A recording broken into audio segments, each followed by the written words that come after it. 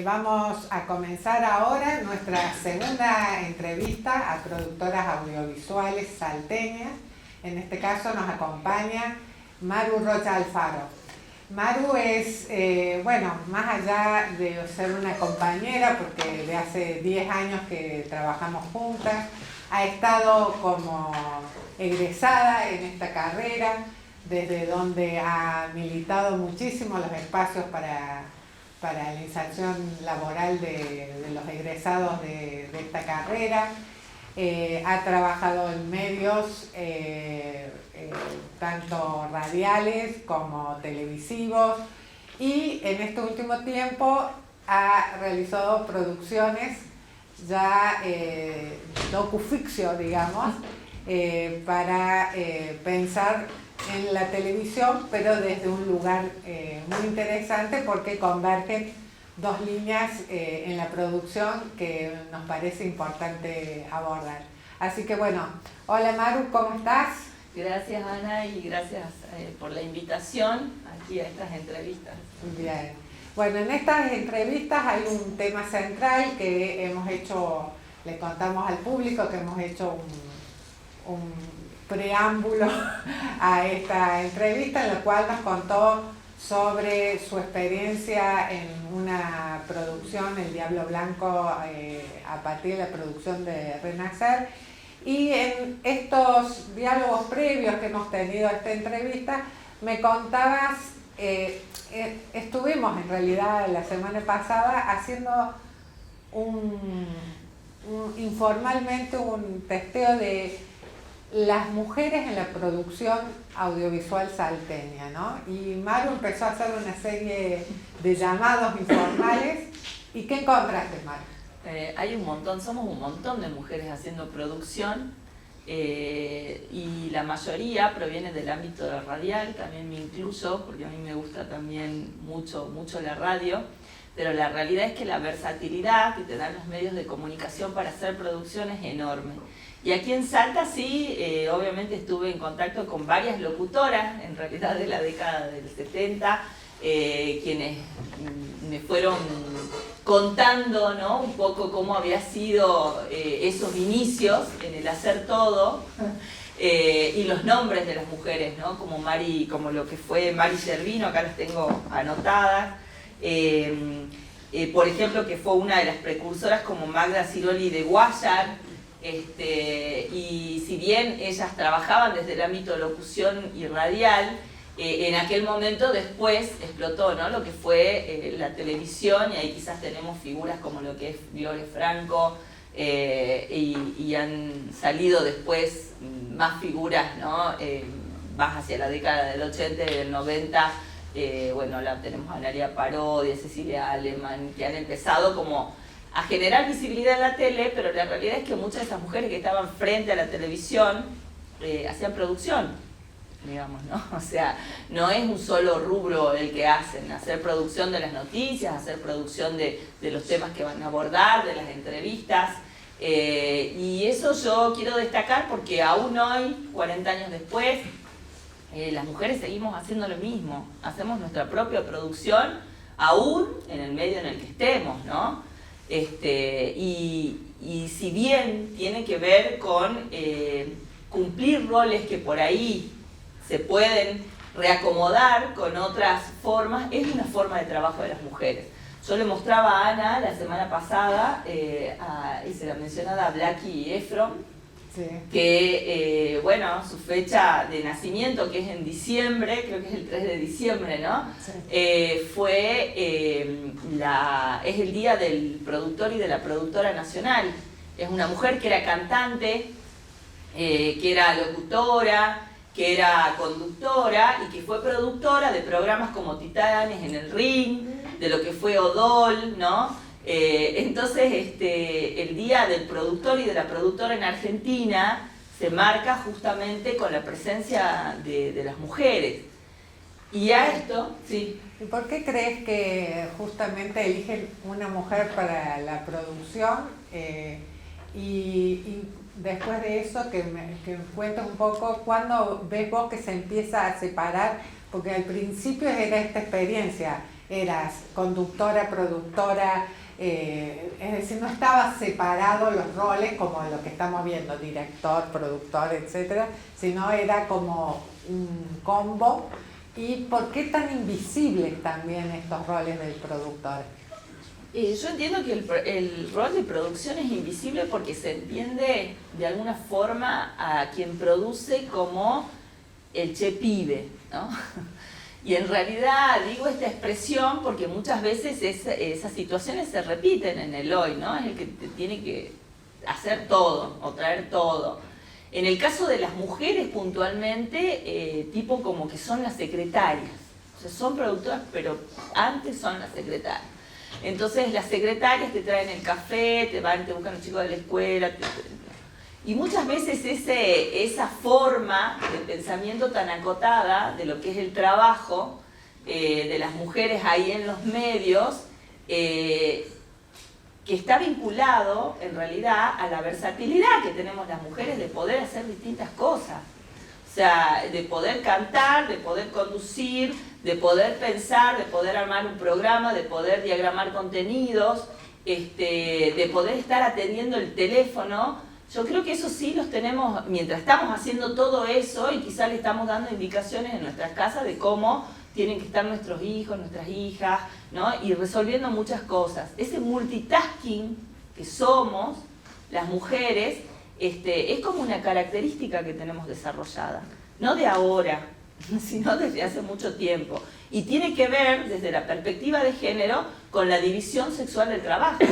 Cuando las mujeres ingresamos al mercado laboral, ingresamos siempre con una doble carga laboral, o triple carga laboral, que no es solamente la de cumplir nuestra función hacia afuera, sino de toda la carga que tiene que ver con el cuidado en los hogares, ya sea que seamos jefas o no de hogares, o ya sea que estemos a cargo de personas que estén enfermas, no solamente pensemos en hijos o en hijas, ¿no? Pero como toda esta cuestión está naturalizada, sobre todo en estos lugares como es el norte, es como que eso ya lo tiene que hacer la mujer ya se tiene que hacer cargo de esas cosas de la casa. Y entramos al mercado laboral con eso, ¿no? Entonces tenemos nuestras 8 horas de trabajo o más, haciendo nuestro trabajo, pero a su vez también tenemos toda esa otra recarga. Creo que eso nos da un desarrollo, nos dio un desarrollo, además de autoexplotarnos, pero nos dio un desarrollo de este ser multitasking. Las mujeres que te cuentan, hay entrevistas muy interesantes a muchas mujeres, también en la Universidad Católica, en este caso de Florencia Heredia, que cuenta un poco de cómo mujeres de distintas décadas, por ejemplo, fueron desarrollando sus espacios laborales, ¿no? Y algunas te cuentan la historia del detrás de escena, otras cómo lo pudieron vivir solamente porque, bueno, obviamente su presencia cuando salía a la televisión les daba una presencia muy importante dentro de lo que era la cámara y la visibilidad, entonces la resguardaban como una estrella, pero a muchas otras no. Entonces es como un doble juego, ¿no? Bien, y contanos un poco esta parte del detrás de cámara y el estar ahí. Vos dijiste, fui la productora presentante. Y si te digo, ¿de quién es un film? ¿Del productor o del director? ¿Qué tema? Una línea fina. ¿Y por qué? Es una línea fina. Y en realidad porque muchas veces son los directores los que promueven producciones, ¿no? Quiero filmar esto. Y en torno a eso, bueno, empiezan a recabar cómo filmarlo, qué filmar y buscar, ¿no? Lo que quieren filmar. En este caso al revés, yo no soy directora de cine ni tampoco soy directora audiovisual, pero sí soy productora ejecutiva y en eso me desarrollé, digamos. Entonces yo sí sabía que quería filmar y poner esta temática en la agenda al ser productora presentante, que ese es el nombre, ¿no? que te mencionan de alguna manera burocráticamente los proyectos, empecé a buscar la gente que iba a trabajar con esto. No surgió la idea, como mencioné anteriormente, de mí, la idea original es de Dolores Plaza, después de haber hecho esta investigación en una tesis junto a Diana de Arbe en la codirección, y justamente cuando hicieron la dirección de esta tesis del abordaje mediático del caso de Chineo en el caso Juana, le surgió la idea de decir traslademos esto a tele. Entonces es un trabajo previo de muchas mujeres, no de una. Somos muchas las mujeres las que estuvimos militando en esto. Productora presentante porque me tocó en ese momento realizar, tenía que haber una sola persona, yo tenía experiencia en lo que era producción ejecutiva y realizar todo el papeleo de inscripciones, que son un montón en las distintas plataformas, y empezar a referenciar personas con las quienes se pudiera trabajar esto. ¿Se podría decir entonces, Maru, mirá la pregunta, se podría decir que existe, que el director dice el qué y el productor dice el cómo? Algunas veces sí. Algunas veces sí. Bueno, y en ese caso, en ese cómo, creo que es muy importante que cuentes la experiencia que generaste un protocolo, porque el tema que estás trabajando, para trabajar cómo trabajar el tema, que en este caso el director tuvo que ceñirse a eso, ¿no? Exactamente, porque digamos el desafío también, y esto es una realidad desde el audiovisual, los varones no están formados en las temáticas de género.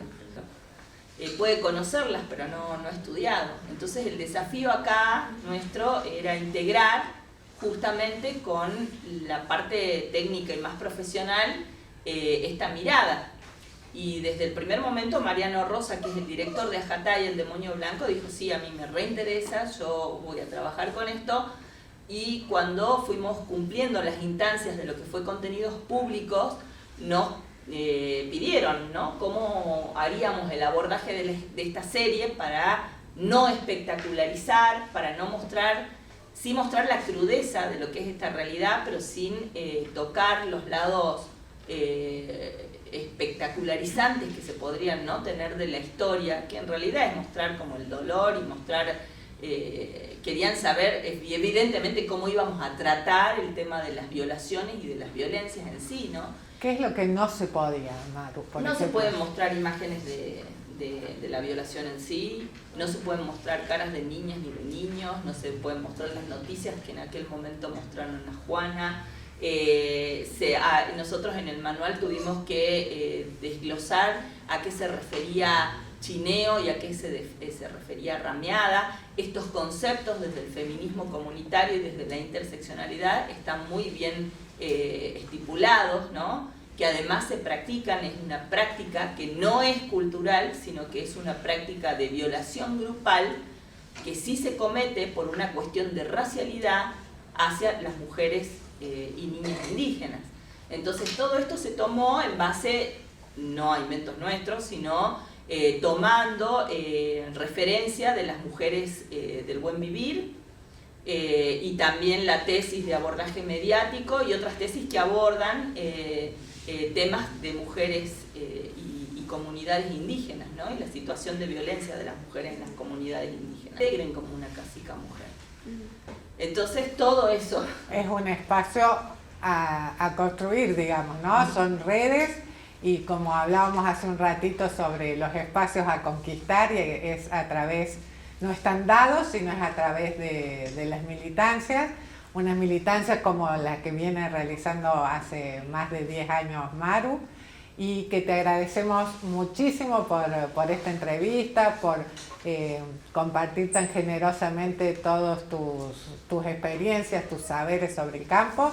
La aplaudimos y nos despedimos de ella.